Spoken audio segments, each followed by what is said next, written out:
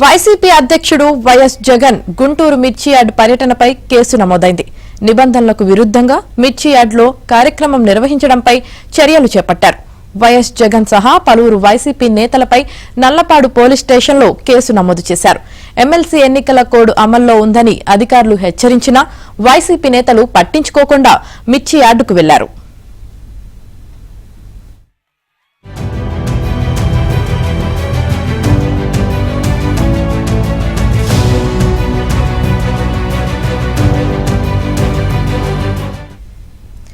జగన్ గుంటూరు మిర్చి యార్డ్ పర్యటన సందర్భంగా అడుగడుగునా ఎన్నికల ప్రవర్తన నియమావళిని ఉల్లంఘించారు.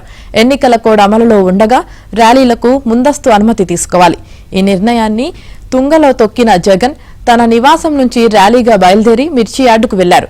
మిర్చి యార్డ్ అనేది ప్రభుత్వ రంగ సంస్థ. ఎన్నికల కోడ్ అమలులో ఉండగా లోపల రాజకీయ కార్యకలాపాలు నిర్వహించకూడదు. ఈ విషయాన్ని మార్కెటింగ్ శాఖ అధికారులు పదే పదే వైసీపీ నేతలకు చెప్పారు. అలానే మిర్చి యార్డు ప్రాంగణంలోనూ మైకులతో అనౌన్స్మెంట్ చేయించారు.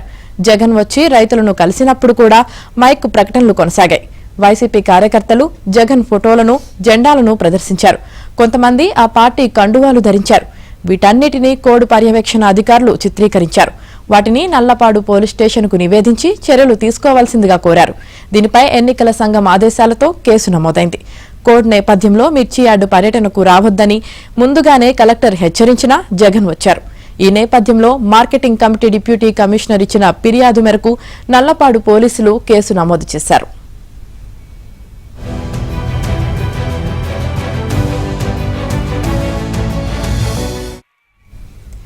మిర్చి యార్డులో జగన్ అవలీలగా అబద్దాలు ఆడారు.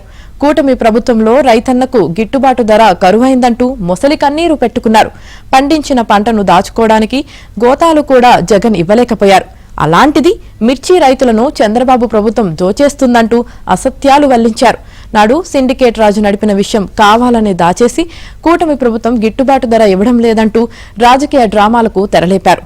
తన హయాంలో క్వింటా మిర్చికి 21,000 రూపాయల నుంచి 27,000 రూపాయల వరకు ధర ఉంటే ఇప్పుడు 11,000 కూడా అందడం లేదంటూ జగన్ వరుసగా వంచన వ్యాఖ్యలు చేస్తుంటే నివ్వెరపోవడం మిర్చి యార్డ్లోని రైతుల వంతైంది.